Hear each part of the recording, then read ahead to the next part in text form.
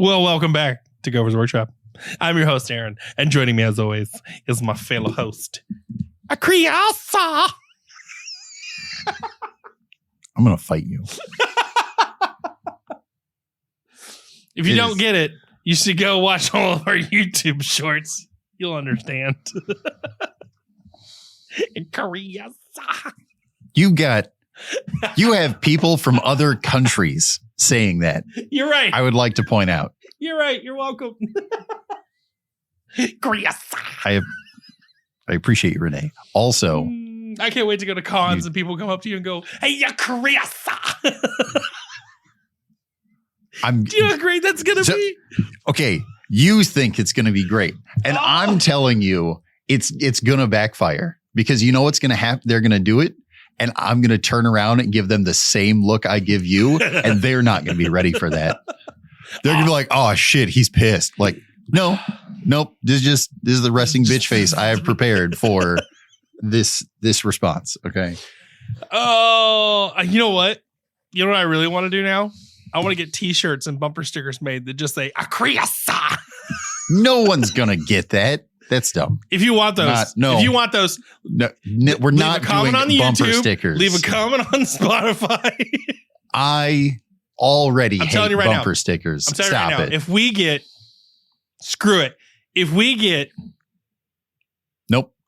over 100 comments, I will make a t-shirt that says Akriasa. Is that it? That's it. You know what? If you get a t-shirt that says that, no one's going to understand it, but it will start conversations. The number of people are going to be like, that's just too many letters in a row. What? I don't know what the hell that says. Other people will be like, okay, no, I can read between the lines. I understand what it says, but also which one? There's only like 1 trillion of those assholes. My name is not creative. Okay. Hey, Krias. So anyway, what's today's episode about, Krias? All right. So today gets to be a bit of a recap of a bunch of conversations I've had over the past few weeks as whether it's team guys or whatever. But as people are kind of getting ready for Adepticon, we've talked before about how Adepticon is not necessarily competitive, but it is like the start to the competitive season, especially now that LVO like moved a little to like the end of the year instead of the very beginning. Yep. Adepticon definitely feels like it's the first big hurrah to like the convention season or the GT season. So this has brought up a bunch of conversations, some of which people are asking my opinions on things. And then others are, I don't want to say arguing, but people kind of being like, well, why do you feel that way? Why is it that way? Because there are certain things that I really try not to give people my opinion because I'd rather like explore it themselves and figure it out. Or better yet, I don't want to influence their personal take because just because it's my opinion doesn't mean it's correct, right? Like there's different play styles and that's totally fine. Long story short, there's a couple of conversations that I think were interesting enough that they're definitely worth a discussion, right? Mm-hmm. Like not just with that person, but kind of in general. So the first one I want to cover is minimum damage potential in the world of Mathhammer. Obviously, Reddit always loves to Mathhammer out what's the maximum damage, and we've talked about that a bunch. First off, I hate it because sure, they could fail all their saves, but also like what are the odds, right? So then most Mathhammer ends up being, here's the averages. Okay, and I love going off that. That's great. What's really interesting is I had an argument about Sternguard. What weapon do you give Sternguard? So they start with the Sternguard bolt rifle, which is like strength 4, AP 1, 1 damage, and it has dev wounds. Mm-hmm. Technically, it also has assault. But, okay, so it's pretty decent. It's not bad, but I never give them that gun. Not once ever. No. This whole edition, I've been giving them the combi weapons because it still is strength 4, but it's AP 0, technically worse, still has dev wounds, but now it has anti-infantry 4+. Well, from my perspective, and I've tried to, like, I've said some of this stuff before without going too in depth. And on a surface level, people usually like kind of get it, like, oh yeah, okay, and then move on. But there's like 2 layers to this. So the first one is anti-infantry 4+ combined with dev wounds means that from one perspective, you could argue it's not AP0. It's never AP0. Name an AP 42. I don't care. That's what it is because it's dev wound all the time. There is no other option, right? So this is one argument that I usually tell people, and then they're kind of like, oh yeah, that makes sense. And then we just kind of move on from there. And that works for a lot of people. Specifically this last week, I was, talking with somebody, and after I pointed this out, they're like, oh yeah, I guess that makes sense. But then they went and put the numbers into like an AI thing, like a Chat GPT or whatever it was. I don't think it was that one. I think it was a different one. But they they had the computer run the math, and they're like, hey, without any support, the Sternguard weapons are still technically better. Like the math just says, like, it's not like a ton more damage, but it is more damage if you just take the regular Sternguard guns because they have 2 shots to 1, or if you're in rapid fire, it's 3 shots to 2. So it's like just sheer extra dice. Technically, the numbers go in the favor of the Sternguard bolt rifle. Mm-hmm. It's like, oh, that's, interesting, makes sense. Like I get the volume of dice argument. But I was still convinced that but the 4+ dev wounds are objectively better. Like I understand what the math says, but I'm like, why do I feel so strongly about those are untakeable, even though the math says it's better? So then you have to go like a couple more steps, right? Well, the reality is Sternguard is only better when there is arguably no support and you are going against something that's T4 or less. The minute it becomes T5 or T6, the anti-infantry 4+ kicks in, and now the numbers get closer to each other. Still technically in the bolt rifle's favor, but way closer just by changing the toughness by 1. Whether it's orcs at T5 or whether it's Gravis at T6 or things like that, Votan, like there are higher toughness guys. Necrons, most of their infantry minus warriors are like T5, right? The Immortals and the Lich Guard and so here's an option. And then you go another step further and say, well, what happens when you give them the proper support? The Sternguard ability is that if you're shooting at the oath target, well, now you get full rerolls to wound. Yep. Well, these rerolls are really powerful regardless, right? Objectively, rerolls good. But Sternguard bolt rifles hit on 3s. So when you get full rerolls, that's decent. No complaints. But the number of additional hits you get on a 3+ full reroll is arguably a marginal increase compared to the combi weapon, which hits on 4s naturally. So the rerolls have a much bigger impact on how many additional hits do you get when getting full rerolls. Mm-hmm. So then you go to the wound roll.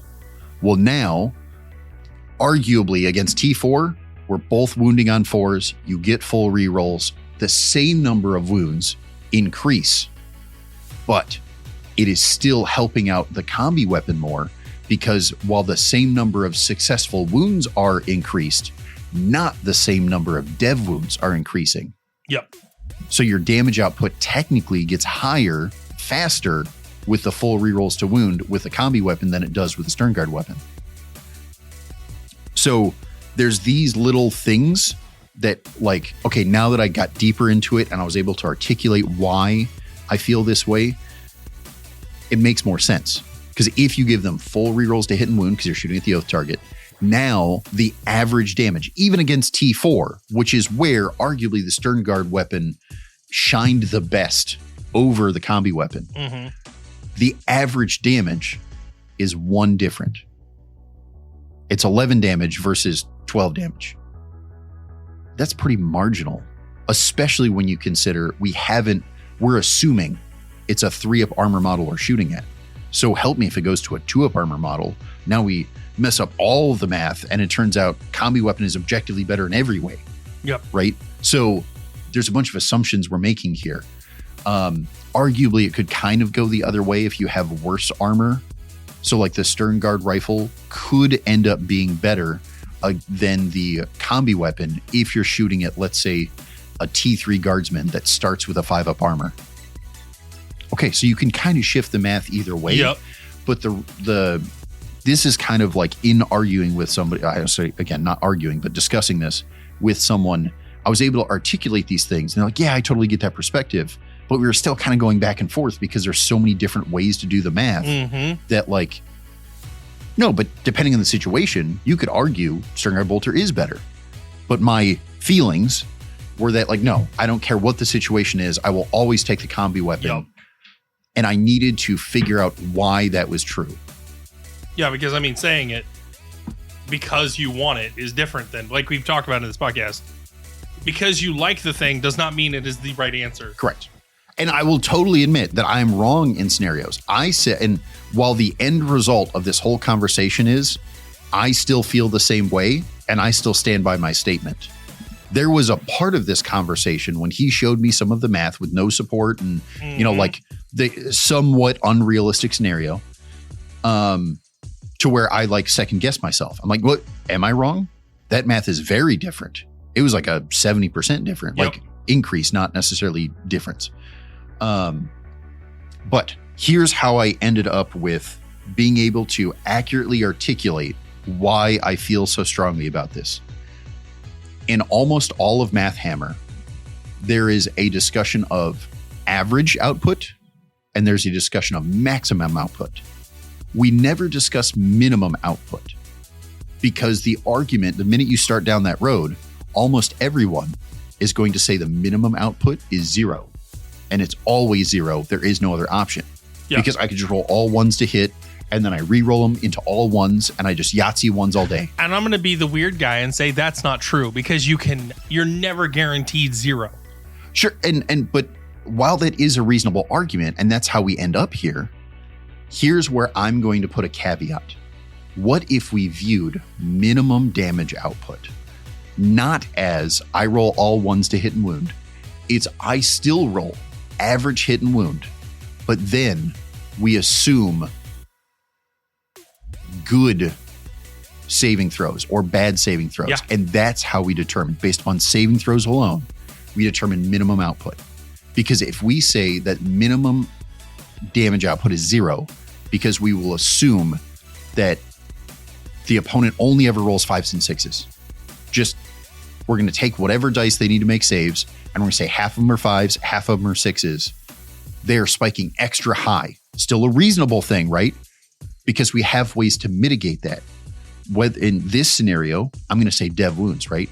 Because I don't care if they roll all 5s and 6s and they have a 2-up armor and a 4-up invul and with dev wounds, my minimum output is still a number. It's not 0 because I'm not allowing them to save, right? Same goes for if you have like AP 4 into a 3-up armor. Well, now putting Meltaguns into Stern Guard or regular intercessors, things like that, you are putting them to a point to where they're not allowed to save. So your minimum damage output from Melta into intercessors is never 0. I understand that I'm creating a scenario that assumes some averages, but not all. That alone is why this is going to be really hard to articulate on the internet. Not just in this conversation, but like, again, if some YouTuber puts up a graph and says like minimum damage potential, we are going to argue about it all day because I don't know what that means, right? Without explaining exactly their version of what minimum output is. I hear you. I'm not saying I've created the new standard, okay? But I'm saying when I'm assessing things, this is the reason why I so strongly prefer combi weapon over Stern Guard weapon. Yes, Stern Guard weapon is objectively better against T5 and 6 models. Stern Guard weapon is objectively worse against T3 5-up armor models. But the minimum damage output of the Stern Guard weapon, close to 0. The minimum damage output of a combi weapon, as long as you're shooting an infantry, never 0. Yep. Right? I'm guaranteed a damage. It's going through because you're not allowed to make saves.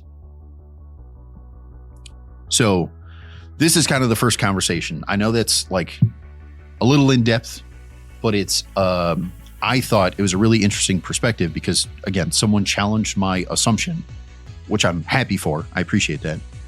But they challenged my assumption, and it wasn't that I was wrong. It wasn't that they were right. It had nothing to do with that. It was them critically thinking got me critically thinking.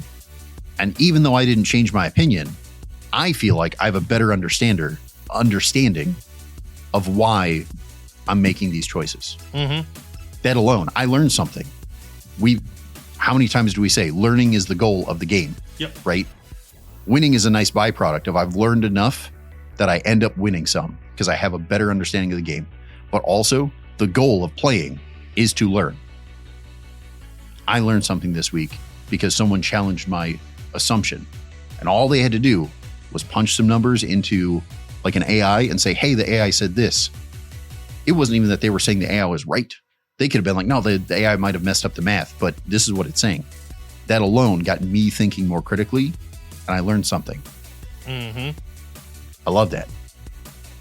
So I was under the impression that you were already doing minimum. And because, to be fair, I was. Because, I mean, we've talked about it with, like, my lists and stuff about how, like, minimum output damage, I'm always guaranteed to do something. Wait, sure. But I'm also doing volume.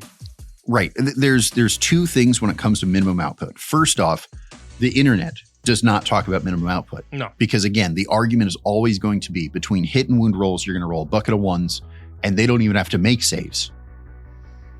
So there's a level of minimum output is rarely talked about. Yeah. In our discussions, I have kind of brought up minimum damage output, but again, I think minimum output refers to a couple of specific things, and it always refers to, in my opinion, as they are forced to fail saves, whether that's AP 3 or 4 into medium armor, whether that's dev wounds. Mm-hmm. To me, minimum output has a lot to do with dev wounds. It's not that you actually have a minimum output, like your average dice roll is what we mostly talk about. Minimum refers to it's kind of unsavable. Yeah. Which is where we come into like the dev wounds from the Hammer of Wrath and things like that. We've talked about like minimum damage output. Correct. And so I was under the impression you were already doing all of this. So, and I was personally, but when we talk about the Math Hammer, usually almost everyone, other than Reddit, talks about the averages, right? The average is Victrix Guard do this much damage to another unit of Terminators, or the averages is the primary focus of Math Hammer. Yeah. And then whenever there's a new model or a new data sheet or something like that, everyone skips the average and goes to maximum output. Look how crazy this character could be. Look how good this unit could be. You know how many times I have a unit spike that hard? It's like 1% of the time. Right. So while, Smash Captains and whatever else, they're hilariously good because they could do all of this. That's a maximum. After everyone gets, past the new shiny model syndrome, they get away from the maximum and they look at the averages, and that's when they make better assessments of like, maybe Mephiston was an appropriate cost. Now that we're not looking at maximum output, maybe we should bring his points back down and make it more reasonable because his average isn't that high. Yeah. Speaking of JPI, I guess we could go down that route. Oh. I have had many conversations over the past year, but a few conversations about support units. And these are not damage dealing units. These are just like, I need a cheap unit to go do actions. I need a cheap unit to do something, fill the board and screen out. Marines are a good example where you have JPI are used a lot. Yeah. 5-man JPI for 90 points. The argument is, I'm going to say argument intentionally this time. The argument is for 90 points, getting 5 models, 2 wounds apiece. That's 9 points a wound with 5 damage breaks. That's not unreasonable. It's still a 12-inch move. It's still mobile. Yeah. Has deep strike. I get it. My primary go-to is suppressors. They're 75 points. It's 15 points cheaper. And you are objectively giving up 2 damage breaks and you are giving up 4 total wounds. Points per wound, suppressors are objectively worse. And that is why most of the internet doesn't like them. They prefer JPI. I understand this argument. I'm not saying that math doesn't check out. It absolutely does. My argument is, what if you don't have an action to do this turn? Now they just sit there and do nothing. They sit there and do nothing. They, at best, they screen out and they die, right? So if they screen out and die, are you going to sacrifice 90 points or 75? More importantly, the do nothing thing is my problem. Suppressors have a infinite threat range, right? If I can see it, I can shoot it. Or their range on their guns is huge. Yeah. The fact that they have to do no damage and they still affect the board state. All I have to do is hit. Cool, I hit. You're now suppressed. Now, in effect, I have made it to where my Vindicator or my Lancer or my whatever else is tougher. You get to do less damage to my thing that you're going to shoot at, right? Even if you shoot directly back at my suppressors. Okay, but now the fact that I have 4 less wounds and 2 less damage breaks, I might actually live longer than the JPI because you got -1 to hit. And do you have enough dice? So even from a durability perspective, I would argue JPI and suppressors are almost the same durability. Almost, not actually. And I'm going to say that noting that suppressors are still 15 points cheaper. So help me if we look at it from a durability perspective of the units I did care about. That is what I was getting ready to say. Again, I'm sorry, but if you can always guarantee that your big brick of JPI or your tanks or whatever gets to survive longer, that feels like they're worth more than 75 points to me. So help me if my Blade Guard and Judy, because I suppress the thing that's going to go fight them or suppress the thing that's shooting them up, if I even save a single Blade Guard, that keeps Judy on fights first. That alone makes her still kind of unchargeable. Yeah, her and one Blade Guard is not enough to take down a unit. But as long as she keeps fights first, she might just kill the character in the unit that charges her. And that's pretty good.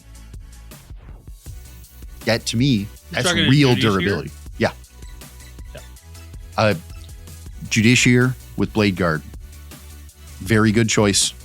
I constantly refer to her as Judy, Judge Judy, which is why you constantly call her. I call it a her. It is not. I understand. You see what I was getting at here, right? It's not a female Marine. The internet Marine. doesn't know the joke. It's Judge Judy. Okay. It's Judge Judy.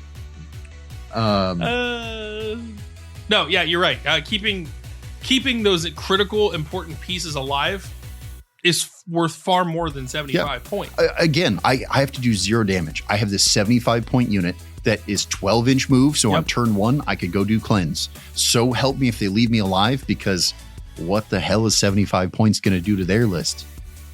Okay, well, now on turn 2, I suppress their Vindicator. Well, now that I suppress their Vindicator, what happens when my Lancer or my Vindicator lives on 2 wounds and it gets a whole nother shooting phase that it wouldn't have gotten if I didn't suppress them? Mm-hmm. What happens when one extra save happens, or one less save is needed, I should say. So now I'm not bracketed. So I'm hitting on +1 to hit, hitting on normal instead of -1 to hit. These are real damage modifiers that come from durability from a 75-point unit that if it was JPI, I was going to throw away. And the only thing they were going to do is actions. That's it. Like, best case scenario, they're doing 2 mortal wounds when they charge and then die. I'm going to tell you all right now. It's the God's honest truth. The minute I put a suppressor, just one, a suppressor unit in my list, everything became 25 to 30% more durable. We're making up numbers here, but you sure about that? Because I had JPI that I was losing almost an entire brick to a knight's shooting phase to where I lost 3 of that friggin' same brick the next shooting phase. And again, randomness of dice between games. I don't know that I'm going to say that's an accurate number, but there is a percentage. There is a number. I don't know what the number is, but you're right. There's objectively a number. I'm having a lot of my shit live now because I have a unit of suppressors is the point. And the argument is -1 to hit. We're going to say the maximum best case scenario is we're 16% more survivable because that's the difference for each die on the D6, right? Or each number on the D6. The reality is it's probably less than that because a single thing being suppressed, they have other units and only the one was suppressed. Again, I don't know what the actual number is. There's too many variables. But this number compounds, right? One suppressor unit, you felt there was a difference. I don't know what the percentage is, but you felt a difference. What happens when you're taking 2 and 3 units? What happens when you're suppressing 3 different things in a turn and they go to their shooting phase and they're like, hey, literally every tank busting unit I have is -1 to hit. Yep. Oh, shit. Like, that's huge. 100% of your tank busting hits at -1. Again, very real difference. And even at 3 units, because they don't have a unit size change, that's still, we've invested what? 150 for 2 units, 225 for 3 units. That's not a ton of points. And again, that's on top of they're still 12-inch mobile. They still have deep strike. They still have infinite range. So maybe at 8-1-2, they actually plink off real amounts of intercessors or scouts or whatever else. Yep. They're not a pushover unit. All right. I've talked about suppressors many times. I love suppressors. I will say, since we're talking about support units this time, though, I'm going to make another arguably pretty strong argument. 90 points for JPI or 60 points for an ATV. 90 points for JPI. Okay. No, it's going to be ATV. It's going to be ATV. And here's where I'm going to say it depends on the rest of your list, because there's a strong argument to, if you're looking at damage output, I'm going to say the ATV does none. It has a gun. It should do something. But between it having to go around walls, it's technically slightly less mobile. It is 8 wounds, which is a lot, by the way, for 60 points, versus 10 for 90. It is still cheaper points per wound. Also, it's T5 instead of T4. But you don't have damage breaks, so you could argue melt is more efficient. Regular bolt guns are less efficient. Which one's tougher? I don't know. It depends on the situation. But you know what I can tell you? If you're taking 1 or 2 5-man JPIs just for action monkeys, what if you had 3 separate units instead of 2? Because that's how the math works, right? Both 90s go down to 60s, 30 points apiece floating. Now I could just have a third whole unit. To me, it's really hard for me to take 5-man JPI in almost any scenario. Because in every scenario, I either think suppressors are better to support my other units, or I don't want support for my other units. I just want action monkeys and board control, to which ATVs, I think, do that better. Points per wound, literally number of units. ATVs are pretty impressive. So help me if you put them in Ironstorm. Well, now you're multi-melta with built-in rerolls. So it's like a baby Lancer for 60 points. Actually probably does damage. And it does almost consistent damage, because like, what happens when I flub my damage roll? I just reroll it. Like, for free. ATVs are hilariously good. Moving on. Next thing, because it ties in with Ironstorm. I had a discussion earlier this week. I was helping a team guy. He's been playing an Ironstorm list for a while, specifically Ultramarines. And he is recently, again, I think it's because of Adepticon, but in general, he's been kind of like moving towards like, all right, I'm feeling more competitive. I'm feeling more comfortable. Maybe I'll switch detachments. And because like, I kind of feel like I got this figured out. And I did what felt like a rude thing. And I kind of challenged him on that. I'm like, hey, is your Ironstorm list as good as you can get it? Could you do something different? And he had this kind of, maybe it was just me being overly sensitive, but he kind of had this like step back of like, what do you mean? What are you talking about? So I made it very vague at first. I basically said like, hey, look at your list and I'm telling you there's a bunch of redundancy. See if you can find it. And he looked at his list and he categorized some stuff for me. So he was like, I think this might be the redundant thing you're talking about.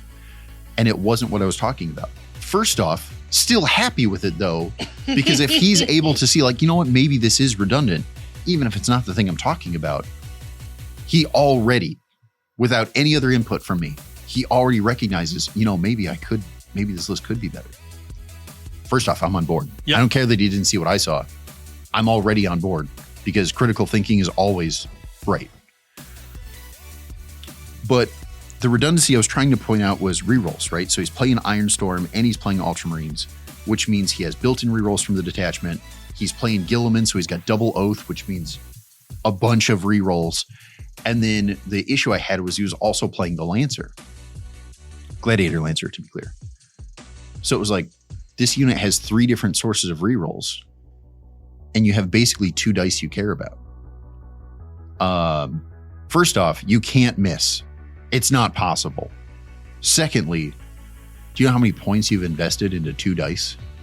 There's no way this can be efficient. And after I pointed out, he was like, okay, you know, I think I get it. So we'll kind of see where he ends up in altering his list. But this is a thing that made sense for him. And I would argue is almost the right choice back when he first started. Because this is not necessarily this version of the list, but something similar to this list was what he kind of started the competitive scene with. And he was more casual back then. He hadn't quite gotten his feet underneath him. He had he's learned a bunch since then. I think it made sense for him because the thing he latched onto was the comment I made about mitigating bad dice rolls. We can blame the dice all day, but also at some point we have to kind of acknowledge maybe the dice aren't the problem. Maybe I made bad target priority. Like, why am I blaming the dice when I'm trying to shoot at a thing that I'm wounding on 5s? I had the option to shoot at this thing and wound on 2s or 3s. And that might have been better just to kill off a whole unit instead of plink a little bit of damage off this thing that I shouldn't be shooting at. Yep. Right. Going back to a little bit with the Sternguard, right? The Sternguard bolt rifles are similar efficiency against most things. The combi weapons are objectively better in my opinion, but only for shooting at infantry. You're trying to shoot at tanks. Why the hell are you doing that with combi weapons? Right? So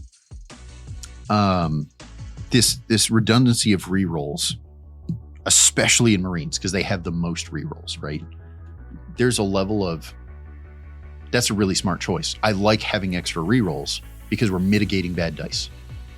But at some point, it's not worth the points investment when I could just get more dice. If you're playing Guilliman in Ironstorm, you have so many damn rerolls, don't take a Lancer. For an extra 25 points, you could take a Vindicator, and I understand it's 25 more points, but not only did we become tougher in 2 different ways, toughness and armor save, and that alone, 25 points, I'll pay it. But now you're going from, even if you roll a 1 on the number of dice every turn forever, you are still doubling the number of dice that you get. And with that many rerolls, fine with that. Like, that's more efficient, in my opinion. Another argument on this redundancy of rerolls that I had was someone was talking to me about the new Necron detachment, Destroyer Cults.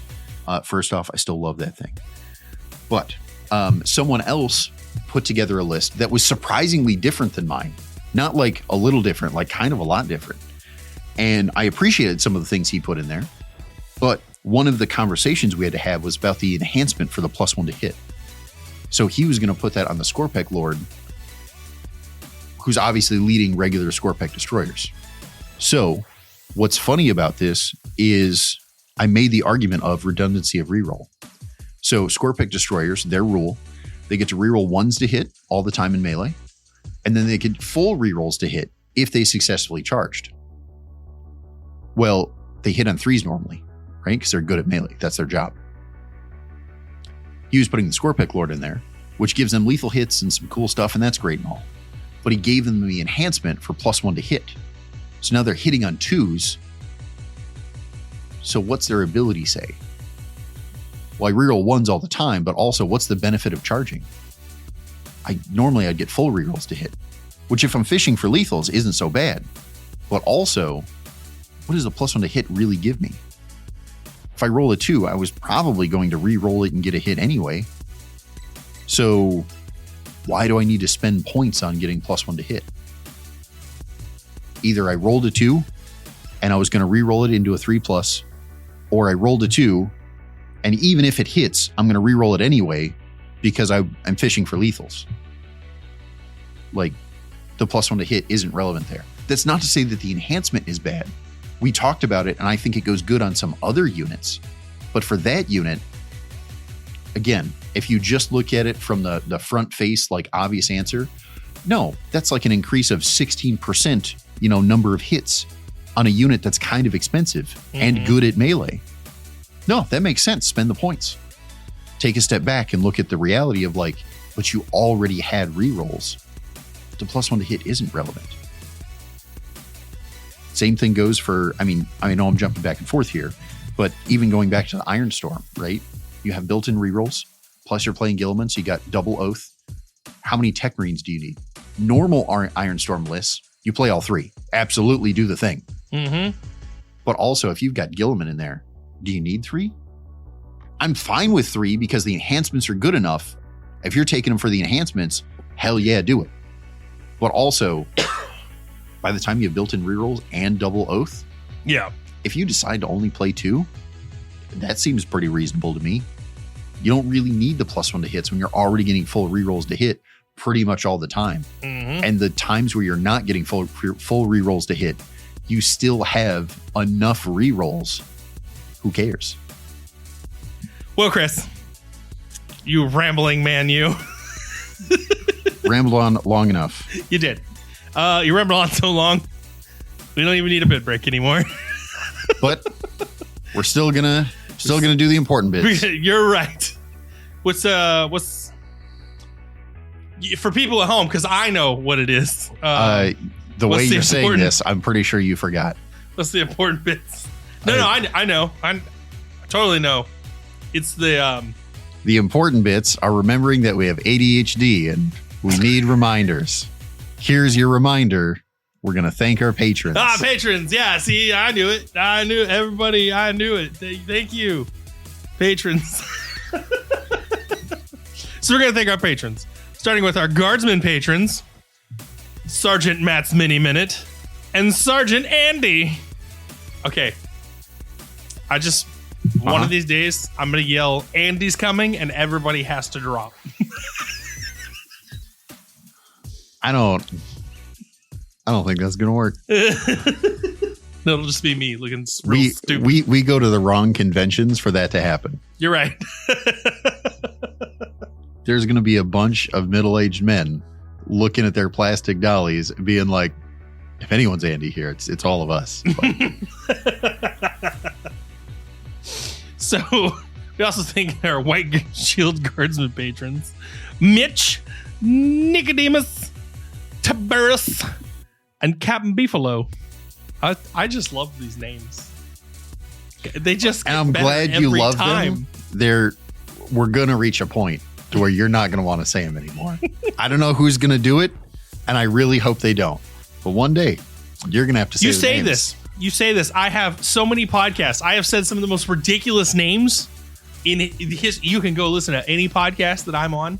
I have said some of the most off the wall names. All right. And then we have to thank our Servo Skull patrons, Dez and Renee. So thank you, patrons, because without you, I wouldn't get to say awesome, friggin' fantabulous names every week. And we also wouldn't have a show. I mean, probably the most important part, we wouldn't have a show, but you know. Clearly, that's the important part to me. You like to say the name. I like to say the names. Also, we have to give a huge shout out and thank you to our listeners, because without you, we would be producing a podcast for no one, because I'm not listening to this. The way you're going about this, I'm not listening to this either. I don't have confidence in myself. That's why I won't listen. Well, thank you again to our listeners. Thank you to our patrons. As a reminder, if you want to support us in other ways, you can do that by sharing, liking, subscribing. It's not about the money. It's about the hellos and the views. I mean, that helps too. Especially as we're trying to build up the YouTube side of things. Yep. If you want to, even if you're like a Spotify listener, if you want to help us out, I would love it if you could go to our YouTube, give us a subscribe, just play a video in the background while you're not even listening. I don't care. We are trying to get monetized on YouTube, and we'd love a little help with that. Other ways to support us, we do have a web store. We do. 15% off all GW products pretty much all the time, including pre-orders. So I'm not sure how many we have left, but if we still have some of the new Chaos Battle Forces, we do. 15% off. We have upcoming pre-orders every week. Whatever GW is putting out, we pretty much also put out 15% off while supplies last. For some of the stuff, we always prioritize our special orders first, so I don't always have a ton of stuff, but we will take care of you best we can. If there's something you want from us that we don't have, shoot me an email. I'll ship it to you. I don't care. I'll still get you 15% off. You're right. Oh my gosh, you're an awful person. Yep, that's me. You're the worst. Well, with that being said, thank you all for listening. Tune in next week. Bye now. Hey everybody, it's Aaron. I want to thank you again for tuning in for this episode of Gopher's Workshop with us, hanging out and listening. Remember, leave a 5-star review. Let us know what you think. And if you feel like supporting us, you can always go to Patreon in the show notes below. Thanks. Till next time.